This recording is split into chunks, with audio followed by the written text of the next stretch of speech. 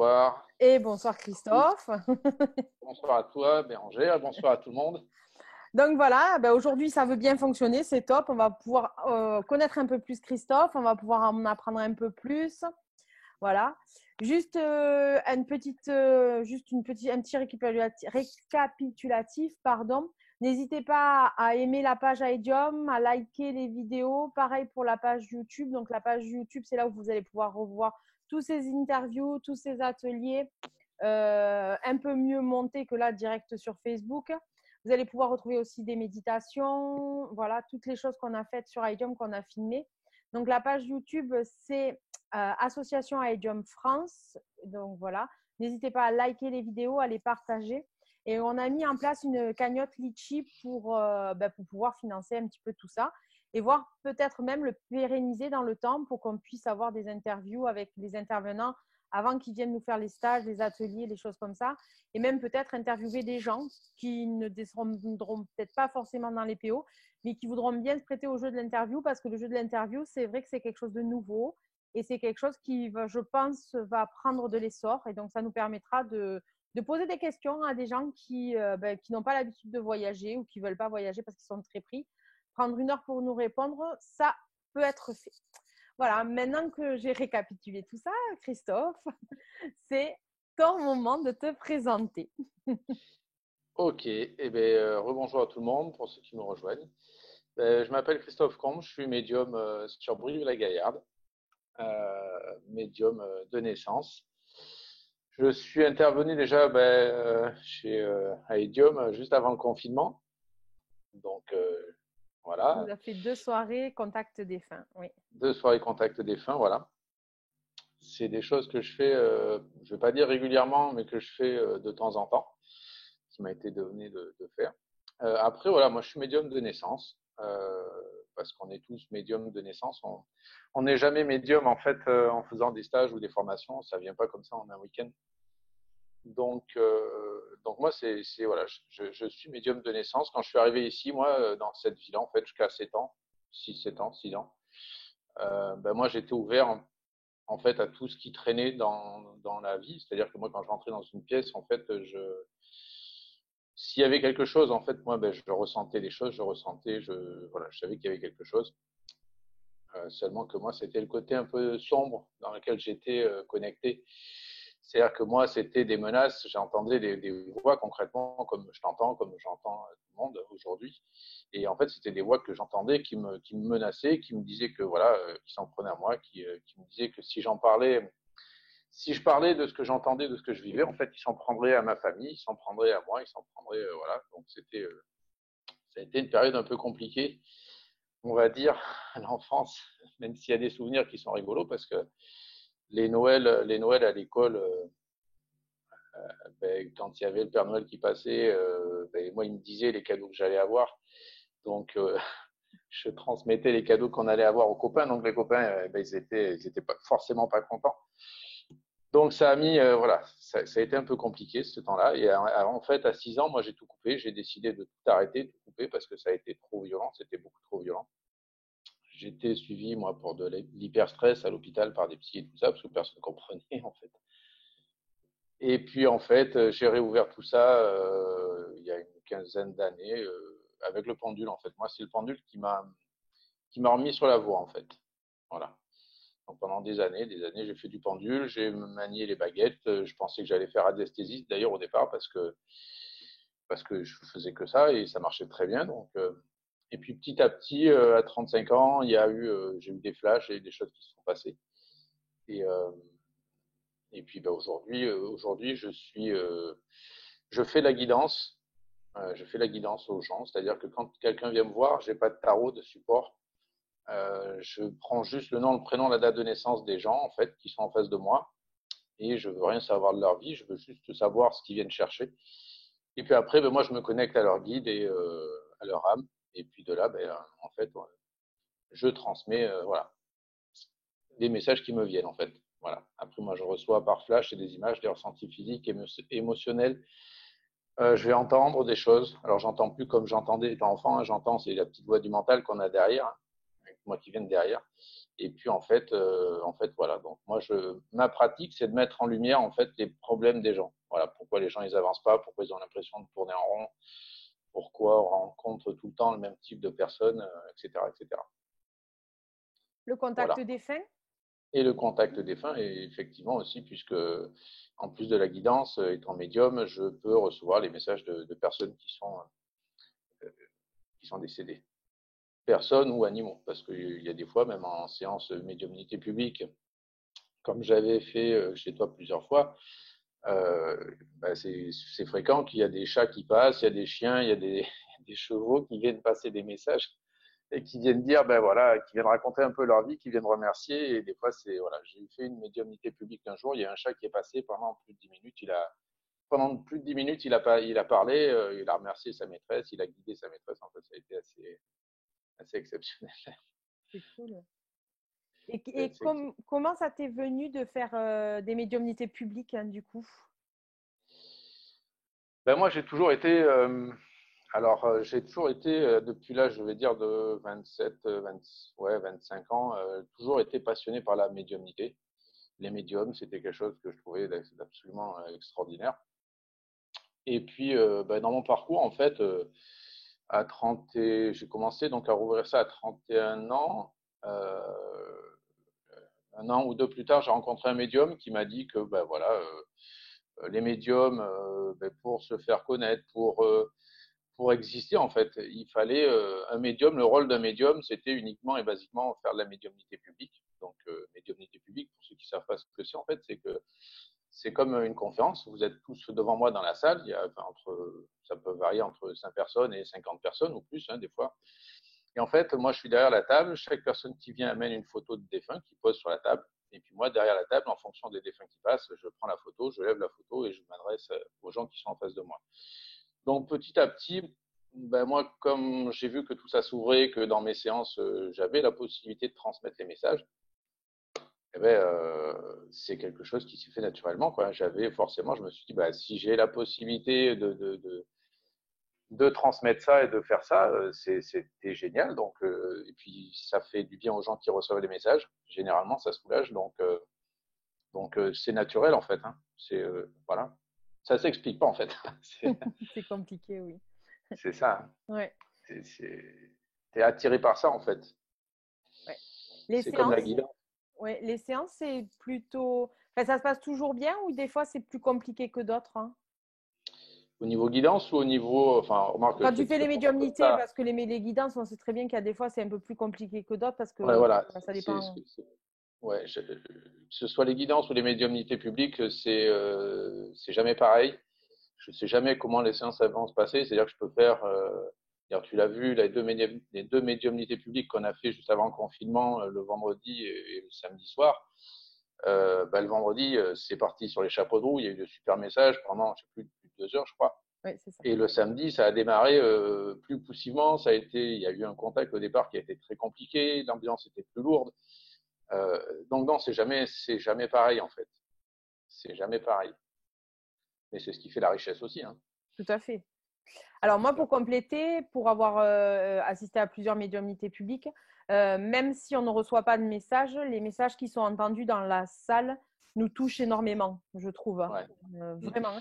Même si Ouais. on n'est pas venu pour un contact particulier, qu'on est juste venu là en spectateur ou qu'on est venu parce qu'on a accompagné quelqu'un, parce que souvent le premier pas, c'est comme ça, c'est que quelqu'un accompagne une personne qui, elle, attend un message. Et c'est vrai que du coup, les messages qui sont divulgués pendant ces médiumnités publiques sont quand même très touchants. Et si on est à ce moment-là dans la salle, c'est vrai que ça fait un peu vibrer et ça fait un peu. Enfin, voilà, on a vraiment l'impression que le message, presque, il est délivré pour nous. Et ce que je me suis rendu compte, après, tu me diras ou pas, c'est que par exemple, il y a des thèmes. On a l'impression qu'il y a des thèmes des fois. Que c'est...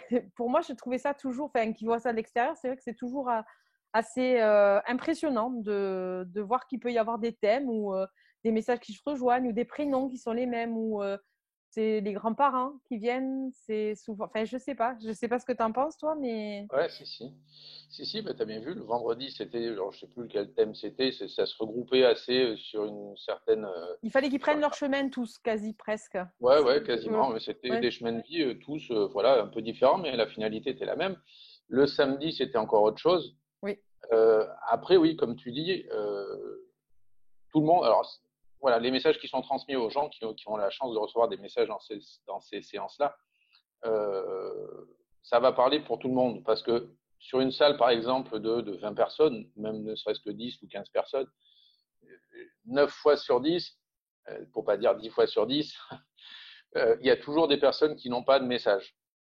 Il y a toujours des personnes qui, dans la salle, ne reçoivent pas de message. Donc, les personnes qui ne reçoivent pas de message, à travers les messages qui sont transmis aux gens qui les reçoivent, eh ben, les messages se complètent et vont de toute façon parler aux uns aux autres, de toute façon. Voilà. Alors Ouais, après, c'est pareil. Ben, pour répondre justement à la question que la dame me posait l'autre fois, que tu m'as transmis, dans une médiumnité publique, voilà, c'est pas forcé d'avoir un message dans chaque médiumnité publique. C'est pas parce que le défunt a pas envie, c'est pas parce que il boude ou voilà, où il fait la tête. Hein. C'est que simplement quelqu'un qui était très discret, qui était timide et réservé dans cette vie-là, jamais il passera dans une médiumnité publique comme ça dans une salle. Puisque les défunts on garde notre caractère. C'est quelqu'un qui était qui était exubérant, qui n'avait pas de problème pour passer, voilà, il va passer. Ensuite, il y a, mais ça que ce soit en médiumnité publique ou en face à face, je veux dire, c'est pareil. C'est-à-dire qu'un défunt ne passe aussi que si la personne elle est en mesure de capter le message. Si émotionnellement, voilà, ils ne sont pas là pour envoyer les personnes dans le mur. Hein. Si la personne n'a pas fait son deuil et que c'est trop compliqué pour recevoir un message, il ne va pas passer. Hein. Ils ne passeront pas. Et puis, il faut aussi et surtout que moi, en tant que médium, je convienne aux défunts, parce que le médium, c'est juste un canal. Hein. C'est comme si moi, au-dessus de la tête, j'avais un. Parce que comme ça que je l'image, comme si j'avais un petit tuyau qui passait, en fait, et puis, en fait, les infos, elles descendent comme ça, les défunts, ils passent par là. Et en fait, si moi, le canal, il convient pas au défunt, le défunt, il va pas passer, quoi. Donc, voilà. C'est les moments aussi, non? Il y a des temps pour tout. Oui, oui, bah oui aussi, ouais.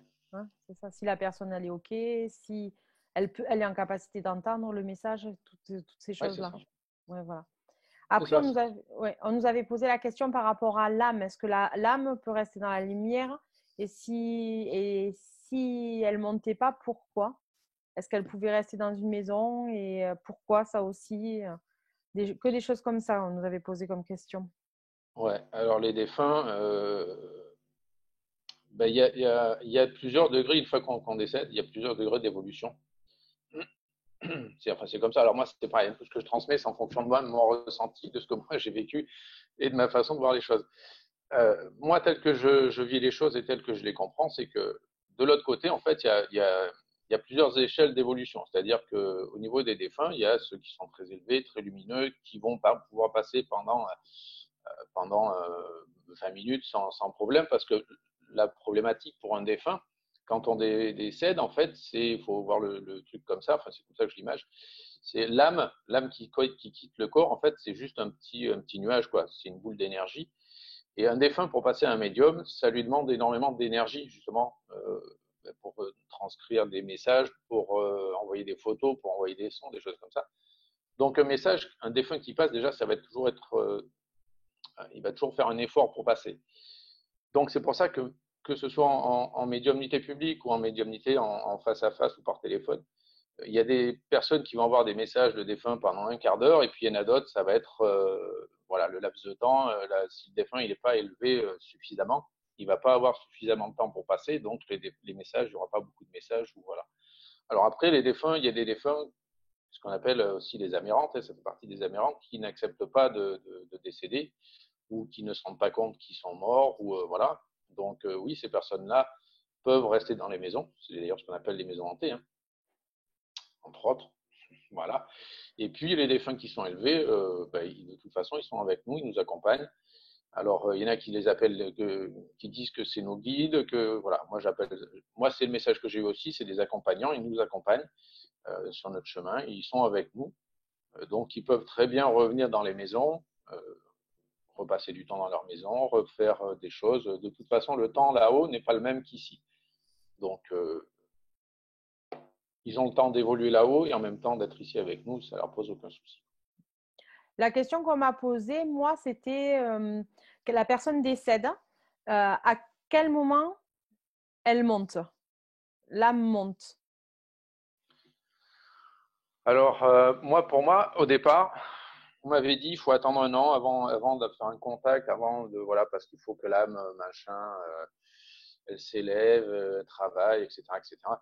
Moi, j'ai fait des séances, et je sais même pas si le week-end qu'on avait fait, les deux là, la séance que j'avais fait dans le confinement, il n'y avait pas quelqu'un qui était venu me voir avec un défunt qui était parti la semaine d'avant, il me semble. Oui. Mais donc il n'y a pas de laps de temps. Encore une fois, le temps n'est pas le même ici que l'autre côté. Donc pour nous, même si on a l'impression que ça peut faire longtemps, enfin voilà, ça peut être le lendemain. Ça peut être, c'est quand le défunt il décide en fait. Hein. Ça peut être le lendemain, comme ça peut, encore une fois, ça dépend de l'évolution du défunt, de ce qu'il a à faire de l'autre côté, de ce qu'il a à comprendre de son incarnation terrestre, parce que quand on décède, c'est pareil, hein, on est mis un peu face à nous-mêmes. Il n'y a pas le purgatoire, enfin, moi j'aime pas parler de ça, mais c'est qu'on est mis face à nous-mêmes, hein, on nous met devant la télé, on nous dit, bah voilà ce que tu as fait, aussi bien de bien que de mal, et en fonction de ça, eh ben, on évolue, on grandit, l'âme évolue, et puis voilà. Donc, D'accord. Et là-haut, ils font quoi du coup? La question que tout le monde doit se poser. c'est ça. Eh ben, alors, moi, quand un défunt se manifeste, en fait, il va raconter déjà beaucoup euh, de détails. Il va donner des détails physiques de sa vie, de comment il est mort. Il va parler un peu de ça et surtout de ce qu'il faisait ici. Parce que ce qu'il faisait ici, en fait, il continue à le faire de l'autre côté. C'est-à-dire quelqu'un qui était passionné par la pêche, eh ben, il va continuer à aller pêcher. Quelqu'un qui va être, voilà, qui va être très attaché à sa maison, ils vont refaire leur maison. Moi, j'ai beaucoup de messages comme ça où des fois, je redessine des maisons de grands-pères que j'ai jamais connus. Hein. Et je sais pas si tu te souviens, même le vendredi soir, il y avait un défunt qui était passé, un grand-père qui avait refait sa maison. Tu te rappelles, avec le poulailler, il avait parlé du C'est ça. poulailler avec la haie et tout ça, ça m'avait marqué parce qu'il y avait cette image, je l'ai encore.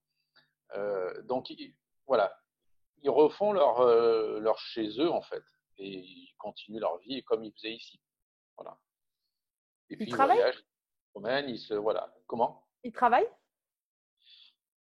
Moi, j'ai jamais eu de médium, pardon, de défunts qui m'ont dit qu'ils travaillaient. Au contraire, moi, je les ai tout le temps. C'est plus alors, c'est de l'amour, hein, c'est que de l'amour. C'est dans un truc, c'est indescriptible en fait. Mais il y en a, enfin, moi, j'ai jamais eu de message qui m'ont dit que voilà, ils travaillaient.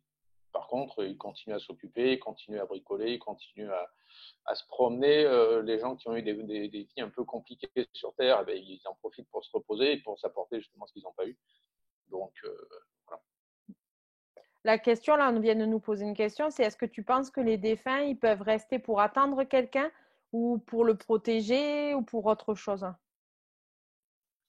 Ben, c'est ce que je disais tout à l'heure, c'est des guides, c'est des accompagnants, ils sont avec nous. Euh, Je pense que en la fait, question, c'est plutôt dans le sens, si elle monte pas, si l'âme ne monte pas, est-ce que c'est peut-être pour attendre quelqu'un ou protéger quelqu'un? C'est si ça monte pas, hein, plutôt dans le sens là. Après, dans l'autre sens, je pense qu'ils ont bien compris que ça peut être nos guides, ça peut alors, être nos protecteurs. déjà, il y a quelque chose qui les retient, les défunts, c'est le chagrin. C'est-à-dire que déjà, quand on est trop dans le chagrin, quand on va trop, quand ça va être trop violent, déjà, on va les retenir, on va les empêcher d'évoluer. Parce que dès qu'on pense à eux, dès qu'on a une pensée pour eux, ben, du coup, ils sont avec nous. Donc voilà. Et après, oui, si j'ai eu des cas de défunts qui ne sont pas montés tout de suite. Et après le décès, ben, ils ont aidé leur famille avec énergétiquement à essayer d'apaiser la situation. Ils sont là pour ça. Donc il y a des cas où oui, l'âme va rester dans la famille pour aider, justement pour apaiser, pour voilà. Mais c'est avec l'autorisation des guides. Voilà. D'accord. C'est le message que j'avais eu. Et que du coup, pendant ce laps de temps, ils sont là dans un travail d'aide à la famille, voilà, pour aider les gens énergétiquement à aller mieux, quoi. Bon, même si c'est pas perceptible comme ça, euh, ils sont quand même là autour de nous. Alors attends. Ouais. Elle est montée déjà, elle s'est mise sur une photo par du chagrin. Je comprends pas trop. Euh, elle est montée déjà, elle s'est mise sur une photo et elle ne retient pas par le chagrin apparemment. C'est sur la photo. Après, la photo, ça peut être simplement un signe comme quoi, simplement montrer qu'elle est là aussi. Hein. Oui, tout à fait. Alors, par exemple, Christophe, si les gens sont attentifs, ils peuvent avoir des signes du coup. Oui. Et ça peut être Oui. Alors, les signes, ça peut être beaucoup de choses. Ça peut être un parfum. C'est-à-dire qu'un défunt qui avait, par exemple, une grand-mère qui avait l'habitude de se mettre un parfum particulier ou quelqu'un qui avait l'habitude de se mettre un parfum particulier, ben, ça va être, vous allez être dans votre voiture ou en train de faire la cuisine et puis d'un coup, voilà, vous allez sentir ce parfum-là. Ça peut être un courant d'air, tout est fermé, puis d'un coup, vous pensez à la personne et d'un coup, voilà, vous sentez un courant d'air sur vous. Ça peut être physiquement, c'est-à-dire que vous pouvez concrètement avoir une main ou quelque chose, enfin, le défunt qui vous touche. Ça peut être ça. Ils peuvent passer dans les rêves, ils peuvent passer à la radio, à la télé, c'est-à-dire qu'il va y avoir la chanson préférée qui va passer au moment où vous pensez à eux. Il va y avoir leur prénom, il va y avoir, vous pensez à eux, puis voilà, vous allez entendre leur prénom à la radio. Il y a pas mal de façons, en fait. Hein. Il y a pas mal de façons. Il faut juste être attentif. Ouais, voilà, c'est ça. Et puis, pas chercher, surtout pas chercher à, comment je pourrais dire, pas attendre en fait la manifestation. Parce que quand on va l'attendre, généralement, on va attendre qu'ils se manifestent d'une certaine façon. Et s'ils arrivent et qu'ils se manifestent d'une autre, en fait, on passe à côté. Donc, il faut être le plus détaché possible parce que à partir du moment où on pense à eux, eh bien, ils sont avec nous. Donc voilà, Que du ils sont bonheur. là. Là, pour finir sur la question, c'est qu'en fait, le couple s'est dit apparemment qu'ils partiraient ensemble. Donc, est-ce qu'à partir du moment où il y a un pacte comme ça, il se passe des choses de façon différente ou ça reste quand même aléatoire? Enfin, je sais pas comment te poser la question. Ouais, si, je comprends. Ouais, tu comprends, bon, ça va. Ouais. Moi, quand c'est comme ça, je pense sincèrement que, encore une fois, quand l'âme, quand par exemple un couple, hein, donc il y en a un qui décède en premier, ils se sont toujours promis de s'attendre et de s'aimer, de partir ensemble. Comme l'évolution de l'autre côté n'est pas la même qu'ici, pour moi, l'âme qui s'en va a le temps d'évoluer de l'autre côté tout en restant ici avec la personne. Et puis ils ont le syndrome, ils ont la capacité de, comment ça s'appelle, d'être là et d'être ailleurs en même temps. Tu vois, je sais plus comment ça s'appelle. L'ubiquité, voilà. C'est-à-dire que quand tu es de l'autre côté, en fait, tu es ici, tu es ailleurs, tu es partout, enfin, voilà, tu fais partie de tout, en fait. C'est compliqué à expliquer. Hein. C'est-à-dire que, comme là, je suis dans mon salon, mais si je suis dans l'au-delà, ben, je suis dans le salon, je suis à la fois à Paris, je suis à la fois. Tu fais partie de tout, quoi. Tu vois, donc, quand quelqu'un décède comme ça, oui, l'âme, elle a la possibilité à la fois d'évoluer et à la fois de rester proche de son conjoint qui est encore là, de l'attendre et de l'accueillir et de lui permettre de franchir voilà, la porte. Est-ce que c'est plus, ça c'est moi qui te pose la question, est-ce que c'est plus compliqué quand tu dois faire des contacts avec les enfants? Non, ça dépend. Ça dépend. Moi, le premier contact que j'ai fait où ça a été rapide, c'est-à-dire, enfin, quand je parle rapide, c'est-à-dire entre le décès et le contact, ben justement, c'était un enfant. C'était sur un salon des parents qui sont venus me voir. Ils avaient perdu leur fils 9 jours avant. Et là, j'ai dit, bon, je ne sais pas, on va voir. Et en fait, il y a eu des messages pendant 20 minutes extraordinaires. Enfin, ça a été jusqu'à me donner la position dans laquelle il s'était endormi dans les bras de son père. Tu vois, il était décédé dans les bras de son père, il m'a donné des détails. Donc, non, ça dépend, encore une fois, que ce soit un enfant ou que ce soit adulte, c'est une âme. C'est une âme. Donc, l'âme, il y a des milliers d'années, il y a plusieurs incarnations. Donc, voilà. Tu les aides parfois à passer? Non, moi c'est pas mon, comment dirais-je, c'est pas mon job. Enfin, il y en a qui le font, hein, c'est des passeurs d'âme, hein, c'est leur job, ils sont faits pour ça. C'est pareil au niveau des médiums. Moi, c'est de la guidance, comme j'ai dit tout à l'heure. Moi, ma pratique à moi, c'est de mettre en lumière les blocages et tout ce qui coince, que ce soit de cette vie-là ou dans des vies antérieures. Mais après, il y a des médiums pour qui ça va passer par le soin. Leur spécialité, ça va être le soin, ça va être la peinture, ça va être faire passer les âmes, ça va être voilà. Moi, on m'a déjà dit que je le faisais naturellement. Bon, Je connais. voilà. Donc non, mais après non. Comme ça, conscient de ça. Non. Si je le fais complètement naturellement. On me demande, y a-t-il une façon particulière pour appeler les défunts et si oui, de quelle manière?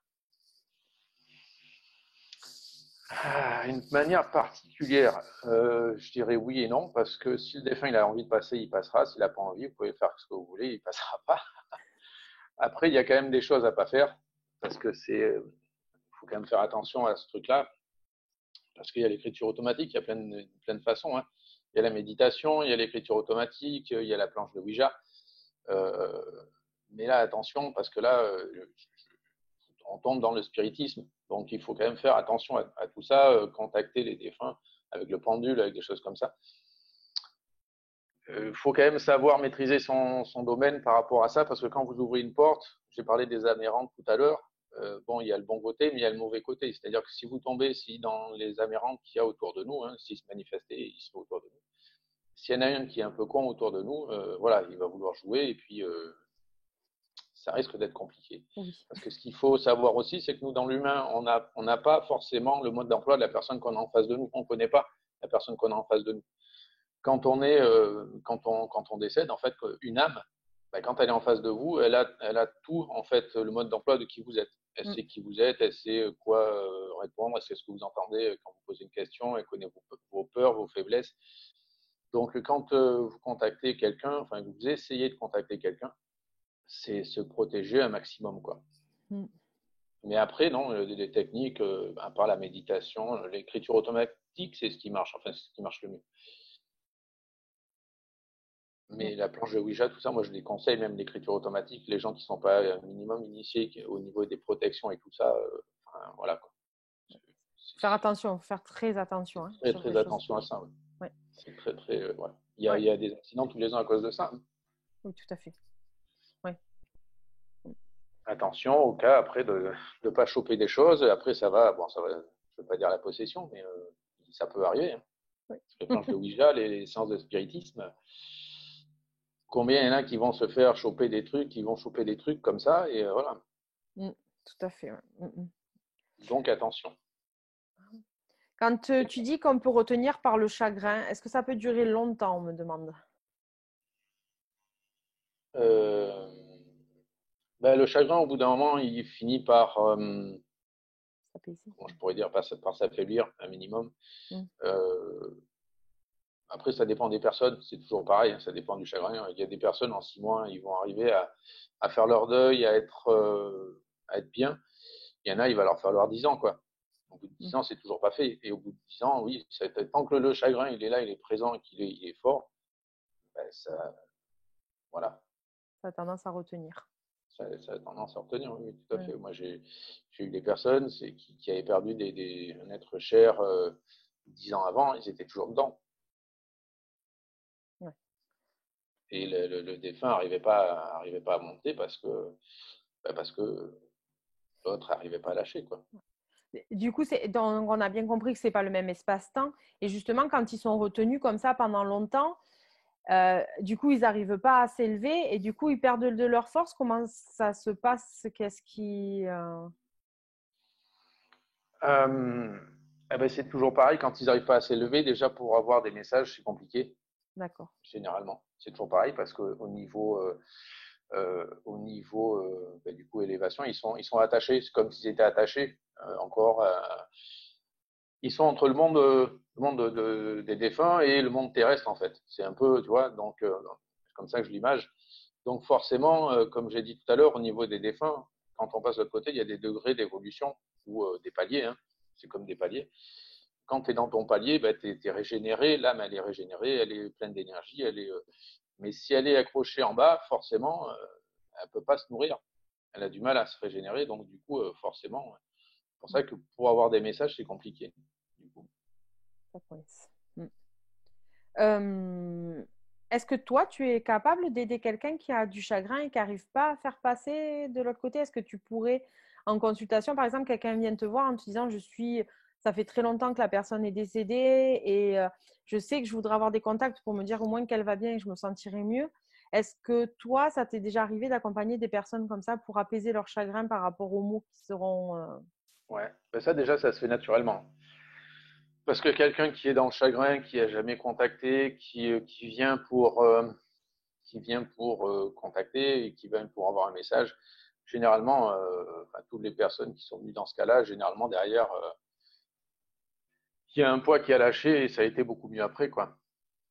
Alors là où c'est encore où ça lâche, ça permet de lâcher encore plus, c'est quand quelqu'un vient pour une guidance, pour quelque chose basique de sa vie, parce que c'est pour ça que j'ai vu des personnes comme ça où il y avait des défunts qui étaient pas partis parce qu'ils n'arrivaient pas à les lâcher, et des personnes qui étaient en séance pour une raison complètement autre. En fait, le défunt, il passe juste, il se décrit pour bien faire prendre conscience que c'est lui, il a juste cette énergie-là pour faire prendre conscience que c'est lui, qui va bien, mais qu'il faut que maintenant il se lâche, quoi. Donc la personne, sans s'attendre à avoir ce message, le fait d'avoir ce message sans s'y attendre, et ben, des fois, enfin 9,9 fois sur 10, ouais, ça lâche. Ça permet d'enlever le couvercle Le de la poids du cocotte. chagrin, oui. Le poids du Ça, chagrin, ouais. C'est vrai. ça. D'accord.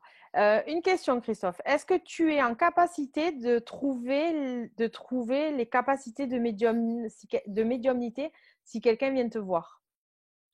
Est-ce que tu es Oui. capable de faire révéler la personne, en fait Alors, moi, généralement, ben, c'est mon job.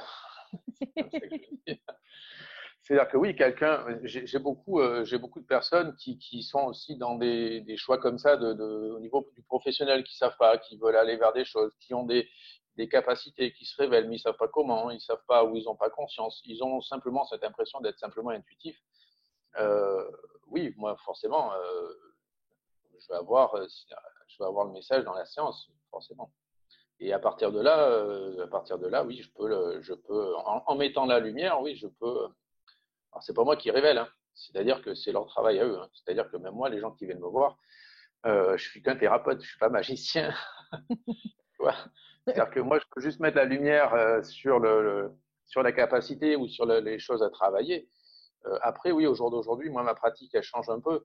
C'est-à-dire que je suis dans quelque chose de beaucoup plus thérapeutique où aujourd'hui, j'accompagne les gens euh, après la séance, parce que les séances que je fais, moi, amènent à travailler sur soi, que ce soit quand on a compris le blocage pour le débloquer, ou que ce soit quand on a des capacités pour justement les travailler, enfin les comprendre et pouvoir, voilà.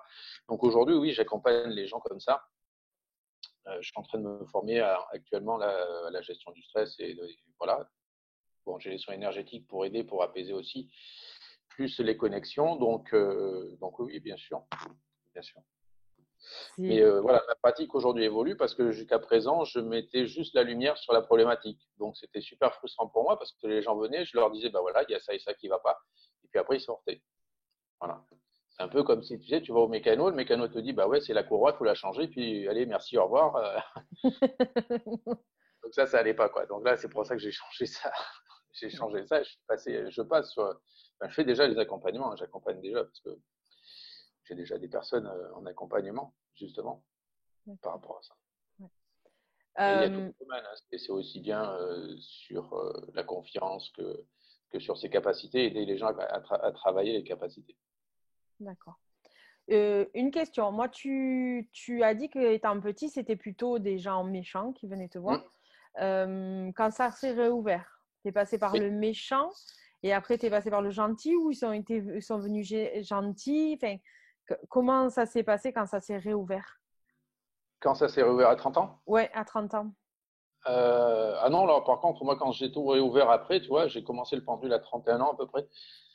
J'ai eu mes premiers flashs, mes premiers contacts défunts vers 35 ans. D'accord.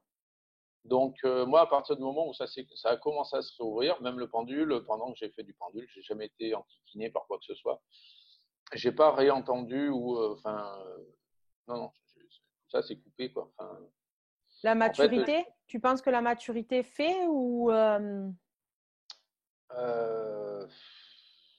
ouais, il y a peut-être de ça. Après, ce qui s'est passé, c'est que bah, j'ai une chance, moi, absolument énorme. C'est que moi, quand je suis arrivé ici, euh, bah, j'ai gardé énormément de souvenirs, en fait, de vie antérieure et de ce que j'appelle le briefing d'incarnation qu'on fait tous, hein, que j'explique en conférence. Et en fait, bah, je pense sincèrement que dans la vie d'avant, enfin, juste avant cette vie-là, bah, j'ai eu aussi énormément de capacités, mais ces capacités-là, j'étais un des très hauts gradés avec le côté sombre, en fait, tellement que j'ai déconné, j'ai fait le pacte, en fait, j'ai pactisé avec le patron du bar. Donc, je me souviens de ce pacte, je me souviens où c'était, je me souviens comment ça s'est passé, je me souviens de tout ça. Et en fait, si tu veux, quand moi je suis arrivé ici quand j'ai fait mon briefing avec mon guide, on pourra en parler après si tu veux, comment ça se passe. En fait, moi, mon guide, il m'a dit que dans cette vie-là, je venais ici, donc dans la vie actuelle, hein, dans une vie de guérison aussi bien pour moi que pour les autres. Donc, je devais déjà, moi, dans la première partie de ma vie, de me guérir moi, et après, j'allais pouvoir après guérir les autres. Donc, moi, je savais, en arrivant, si tu veux, c'est pour ça tout à l'heure, je disais que j'ai des bons souvenirs aussi de cette époque-là, parce que mon premier cours de CP, je me souviens que quand la prof, la maîtresse, elle nous distribuait le crayon et les papiers, je me souviens de m'être dit, bah ça, tu vas encore apprendre un truc que tu as déjà appris, en fait. D'accord. Donc, tu vois, j'avais une conscience étant petit, mais ce qui s'est passé, pourquoi ça a été aussi violent, c'est simplement que, étant donné que j'étais un des leurs avant, et que je venais ici pour servir le côté lumineux, ils ont essayé de me casser. Ils ont essayé de me casser, que ce soit pour les kermesses, donc le passage en public, hein, pour ça que, voilà, pour éviter de faire des conférences, parce que j'avais fait à faire des conférences. Donc, ils m'ont cassé au niveau des kermesses, parce que les kermesses, quand on s'entraînait pour les kermesses à l'école, ça allait bien, mais quand je passais sur la scène devant les parents, eh ben, c'était si tu fais l'exercice comme tu as appris, ben, on va s'apprendre à ta famille. Si tu fais pas n'importe quoi, il faut que tu fasses n'importe quoi. Donc, tu vois, ils ont essayé de me casser au niveau de la famille, au niveau du public, par contre, pardon. Ils ont essayé de me casser au niveau bah, du relationnel avec les autres, en fait. Donc, c'est pour ça que ce noyau de 0 et même encore, je dis 6 ans, je ne sais pas, parce que c'était dernière année de maternelle. Donc, 5 ans. ouais, c'est autour de 5 ans, quoi. Ouais, 5-6 ans le passage. Ouais. Ouais, voilà, 5-6 ans. Donc jusqu'à 5-6 ans, la construction, quoi, ça a été violent, mais ça a été pour me casser, en fait. D'accord. Donc, du coup, après la maturité, le fait d'avoir compris des choses, bon, ils m'ont cassé, ils ont fait le travail qu'ils avaient à faire de ça au départ. Donc après, moi, le travail de confiance, travail sur moi, ben, j'ai eu à le faire, du coup, il a fallu que je travaille sur moi. Mais ça, je l'ai fait il y a 4 ans, si tu veux, ce travail-là, et c'est pour ça qu'aujourd'hui, je peux aussi accompagner les gens qui viennent me voir, parce que le travail sur soi, je sais les tenants, je sais les aboutissants, je sais les étapes, je sais la valeur du mental, ce que le mental, la puissance qu'il peut avoir. Enfin, voilà, quoi. Je suis Ouais. passé par tout ça, quoi. Les blocages aussi? Ah oui, bien sûr, oui. Ouais. Ah Pourquoi oui, c'est bloqué et qu'est-ce qu'il faut faire pour débloquer? oui, tout à fait. Hein. C'est quelque chose que ça, Après, tu peux faire en séance. oui, oui, oui. Oui. Mm. Ouais. Après, après c'est comme du coaching. Hein. Après, c'est-à-dire que de séance en séance, en accompagnement, on se met des objectifs. Parce qu'encore une fois, un travail sur soi, si la personne qui vient me voir, elle ne sort pas de la séance, elle ne met pas en pratique un changement de fonctionnement, la personne qui tourne en rond à 50 ans, il n'y a pas de raison qu'à 60 ans, ça change. Si elle ne change pas. Tout à fait. C'est-à-dire, moi, à 40 ans, j'ai pris conscience de certaines choses à 40 ans. Si je n'avais pas changé, si j'avais décidé de continuer à être dans cette extrême dévalorisation que j'étais à l'époque, ou à l'époque, pour te donner une idée, moi, il y a 4 ans, ben, j'ai commencé le travail sur moi il y a 4 ans, à peu près au mois d'avril en 2016. Moi, à l'époque, simplement me présenter devant 3 personnes, c'était impossible, parce que je tremblais, je bafouillais, enfin, moi, c'était une catastrophe. Et, à un moment donné, ben voilà, donc je ne me faisais pas respecter, forcément. Donc, j'ai tapé du poing sur la table à ce moment-là, et ben, j'ai franchi les étapes, simplement. Et 6 mois plus tard, avoir commencé le travail sur moi, je faisais ma première conférence. Donc, pour voir qu'en 6 mois, on peut déjà renverser pas mal de montagnes, quoi. Tout à fait. Ouais. Après, c'est pareil, hein, quand on travaille sur soi, on a des guides hein, autour de nous qui sont là tout autour de nous toute notre vie. Tant qu'on avance et qu'on n'a pas envie de travailler, ben, Bah oui, ils sont là avec nous, ils regardent la télé. Si tu veux regarder la télé, ils regardent la télé. Hein. Oui, c'est un travail d'équipe, mais c'est à toi de faire le travail en premier. Hein. Comme dit le proverbe, aide-toi et le ciel t'aidera. Sûr, c'est certain. Voilà, tant que moi j'ai voulu prendre des claques jusqu'à 41 ans, j'ai pris des claques jusqu'à 41 ans. À partir du moment où j'ai dit stop, ben, ils m'ont envoyé les personnes. Ils m'ont envoyé les personnes qu'il fallait pour m'aider à changer, pour m'aider à comprendre les choses et pour faire mes premières conférences. Voilà, merci Laure. Dédicace. Voilà. Oui, parce que Donc, toi, sur ta page pro ou même sur ta page perso, tu proposes maintenant des vidéoconférences, enfin, des vidéos qui expliquent certains sujets. Hein.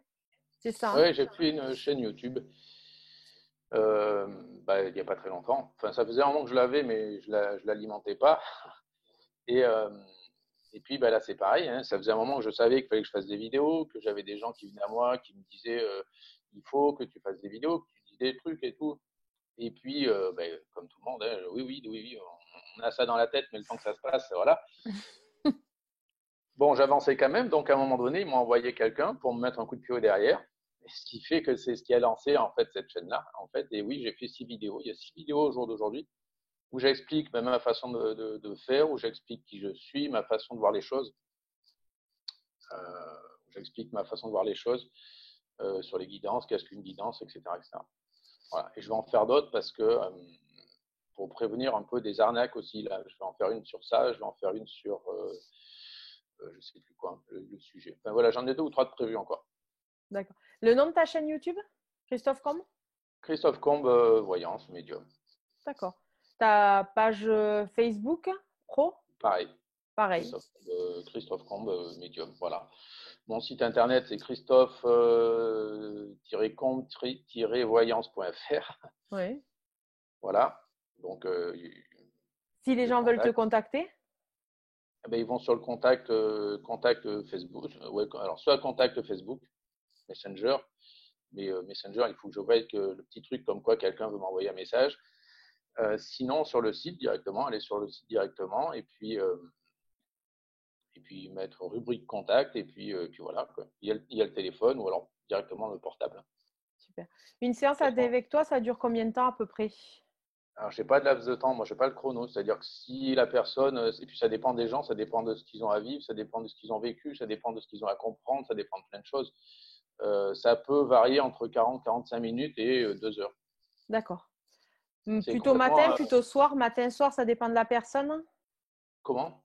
Ça dépend de la disponibilité. Plutôt le matin, plutôt le soir, ça dépend de la disponibilité de la personne. Tu travailles comment par rapport au Ah, moi, je matin? travaille tous les jours de matin et après-midi. Même pendant le confinement, moi, l'avantage, c'est que je peux, et c'est pour ça que je me déplace beaucoup aussi d'ailleurs, c'est que je fais des séances par téléphone, je n'ai pas besoin d'avoir la personne en face de moi. Moi, j'ai fait des séances il n'y a pas très longtemps en Côte d'Ivoire, j'en ai fait à Bali, j'en ai fait en Pologne, j'en ai fait, enfin, tu vois, Ouais, c'est cool ça. voyage, je voyage en restant à Brive, c'est bien, C'est cool, ouais. c'est Ça, c'est ça. cool. Ouais. Donc, j'ai pas besoin d'avoir la personne en face de moi. Après, on peut faire une visio comme on fait là soit par Skype, soit par WhatsApp, parce que je l'ai fait par WhatsApp quand c'est comme ça jusqu'à présent, mais j'ai Skype. Donc oui, j'ai pas besoin d'avoir la personne en face de moi. Ouais. Mais après, Tu... les personnes, hormis le week-end, à partir de samedi après-midi et le dimanche, je réponds pas forcément parce que j'ai besoin aussi de prendre du temps pour moi et pour couper un peu. Un peu, voilà. Et après, le soir jusqu'à 8 heures. Mais après 8 heures le soir, voilà, je ne réponds plus, je coupe. Et après, sinon, tous les jours, hein, moi, je suis là, il n'y a pas de souci. Hein. C'est cool. C'est cool. Donc, si vous avez envie d'une consultation, de voir avec Christophe, tu fais aussi, enfin, avant le confinement, tu faisais aussi des consultations chez toi à Brive, mais ça t'arrivait aussi dans les salons. Tu fais pas mal de salons. Et aussi vers chez nous, hein, dans les Pyrénées-Orientales aussi, hein, tu faisais des consultes quand tu étais par là, évidemment. Ouais, Donc, tout à fait. ouais.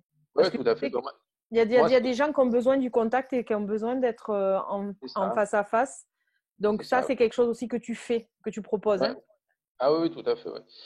Tout à fait. Ben moi, oui, c'est vrai que ce qui m'a fait connaître un peu dans la région, du côté de Perpignan, c'est que ça fait ben, ça fait pas loin de 4 ans, 4 ans que je viens faire des salons, puisque c'est pareil, hein, 4 ans.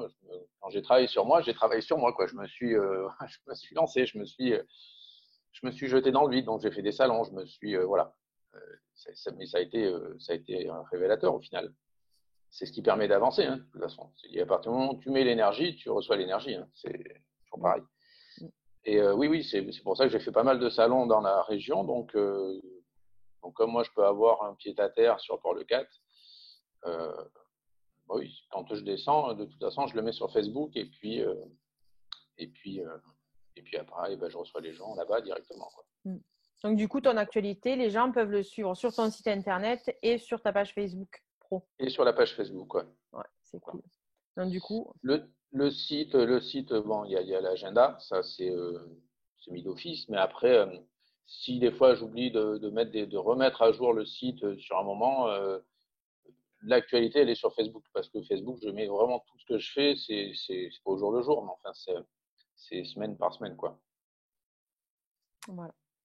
Bon, Donc, mais après, pour les questions qui ont été posées par la suite, il faudra revoir l'interview parce qu'il y a beaucoup de questions sur lesquelles on en a déjà parlé.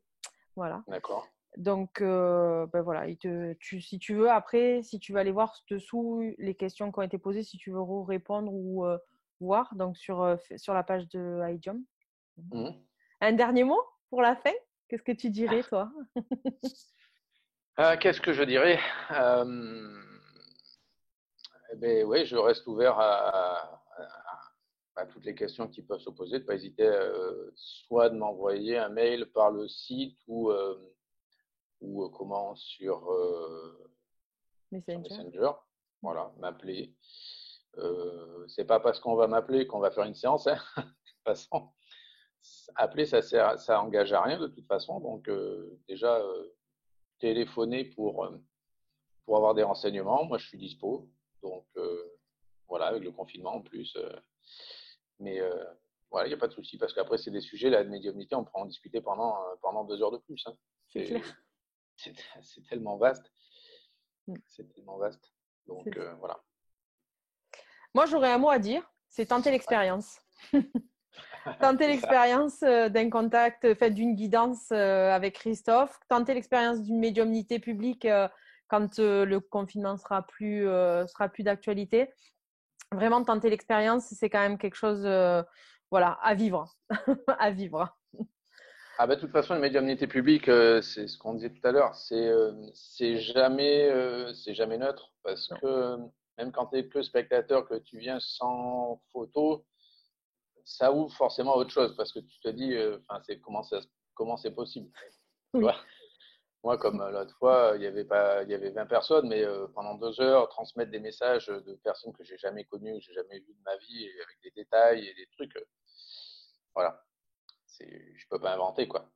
c'est ça. Même moi et les autres médiums, hein. Donc, ouais, que ce soit avec moi ou avec d'autres, ouais, c'est des choses quand même à. À tenter. Mais il faut être prêt. Oui. il faut être, il faut être prêt quand même parce que. Le mieux dans ces séances, quand même, c'est les sceptiques qui vont, mais comment il fait? Comment il fait? Oui, c'est ça. Et puis, c'est souvent qu'il y a des personnes qui viennent avec une photo, comme tu disais, elles sont accompagnées d'une amie pour pas venir toute seule ou tout seul. Et puis là, cet ami en question vient sans photo, puis après, elle téléphone le lendemain en disant, mais finalement, C'est vrai. j'aimerais essayer parce que du coup, C'est vrai, c'est voilà. vrai, c'est vrai. D'accord. Ben, je te remercie, Christophe. Eh ben, c'est moi, Bérangère. Merci C'est beaucoup. toujours un agréable moment. Ouais, pareil, c'est Ben, ça. merci à vous tous d'avoir participé parce que ce soir, il y a eu beaucoup de questions. C'est vrai. Eh Vraiment, ben, vraiment. merci à tout le monde qui était là Ouais, aussi parce que du coup, j'ai pas c'est vu agréable. peut-être tout le monde. Donc, on va voir après comment ça se passe pour refaire venir Christophe sur Saint-Cyprien parce que ben, les 2 séances de médiumnité qu'il nous avait fait étaient pleines.